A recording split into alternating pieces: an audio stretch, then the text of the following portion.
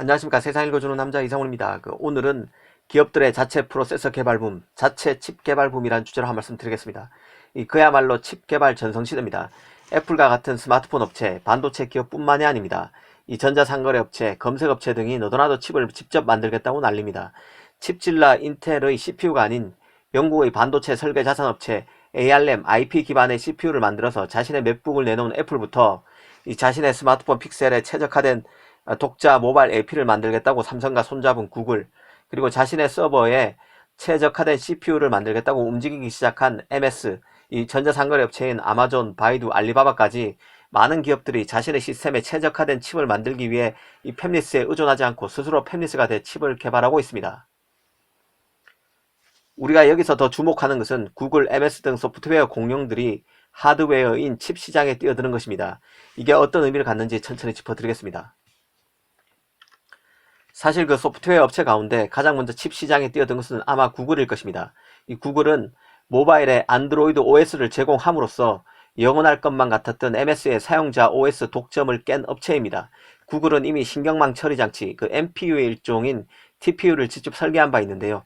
이는 소프트웨어 공룡들이 하드웨어 디자인도 이제 자신의 주요 자산으로 인식하고 있음을 보여주는 상징적인 사건입니다. 사실 그 소프트웨어와 하드웨어의 개발법은 이질적일 수밖에 없습니다. 칩 설계만 해도 파운드리 위탁에서 칩을 제조하고 테스트해 봐야 합니다. 유연함을 최고의 무기로 하는 소프트웨어의 작동 방식과는 차이가 날 수밖에 없습니다. 그런데도 이런 소프트웨어 기업들이 칩 설계 시장에 뛰어드는 이유는 뭘까요? 가장 먼저 CPU의 성능 향상이 느려지고 있는 점을 꼽을 수 있을 것 같은데요. 이 소프트웨어 공룡 입장에서는 전개하고 싶은 사업의 컴퓨팅 요구 스펙이 갈수록 높아지고 있는데 비해서 칩질라 인텔의 기술 개선 속도는 기대에 못 미치고 있다는 생각을 할 것으로 봅니다. 애플, 퀄컴 등이 최근 ARM 기반의 CPU를 내놓을 수 있었던 데는 AP와 CPU의 성능 차이가 크게 줄었다는 데서 찾을 수 있습니다. AP의 성능 업그레이드에 비해서 CPU의 그것은 기대에 한참 못 미쳤다는 뜻과도 같습니다. 이는 자체 칩 개발 수요를 낳을 수밖에 없는 요인이 되고 있습니다. 더구나 구글, MS 같은 소프트웨어 기업들의 덩치도 점점 커지고 있는데요. 축적된 데이터가 많아지고 사업 모델도 진화하면서 칩 설계의 내부 수요가 갈수록 커지고 있다는 뜻입니다. 예전 같으면 칩 설계를 엄두도 못 냈을 테지만 MS, 구글 모두 칩 시장 진출을 노리고 수년간 칩 설계 사업에 지속적인 투자를 해왔다는 것은 잘 알려져 있습니다. 규모의 경제가 되면서 이제는 칩 설계 쪽으로도 눈을 돌릴 수 있게 됐다는 뜻입니다. 만약 소프트웨어 회사가 직접 칩 설계가 가능해진다면 그 이점도 상당하다는 점이 이런 소프트웨어 공룡들이 직접 칩 설계에 나서는 이유 중 하나일 것입니다. 전통적인 칩 제조사의 경우는 소프트웨어 업체와 항상 의사소통을 해야 합니다. 가령 엔비디아도 그 GPU를 판매하다가 물리 연산 카드기가 사용되기 시작하자 이에 맞는 소프트웨어 툴을 배포했었습니다. 하지만 소프트웨어 업체가 직접 칩을 만들게 되면 그 칩과 소프트웨어 간의 상호작용을 어떻게 가져갈 건지 실시간으로 의사결정을 할 수 있습니다.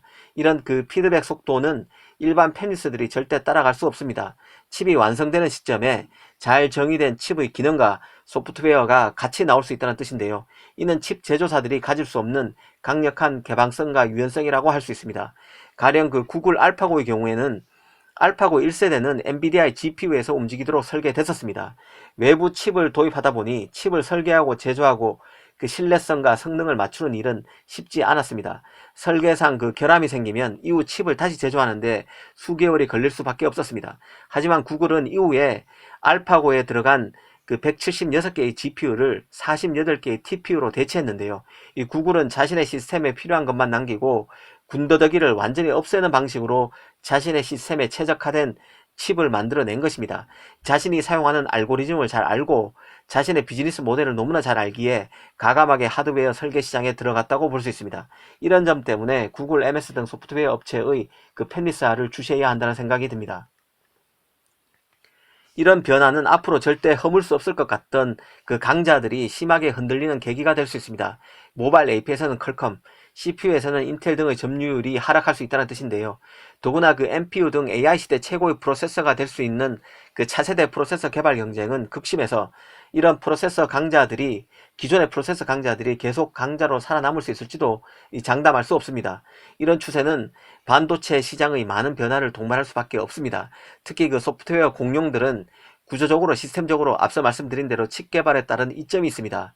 앞서 말씀드린 그 변화의 가능성이 금방 현실로 나타날 수 있는 일은 아닐 것입니다. 하지만 기업들의 자체 칩 개발 붐은 프로세서 시장 구도의 변화, 파운드리 시장 수요의 급증 등의 변화로 이어져서 반도체 시장의 큰 변화를 유인할 수밖에 없다는 생각이 듭니다.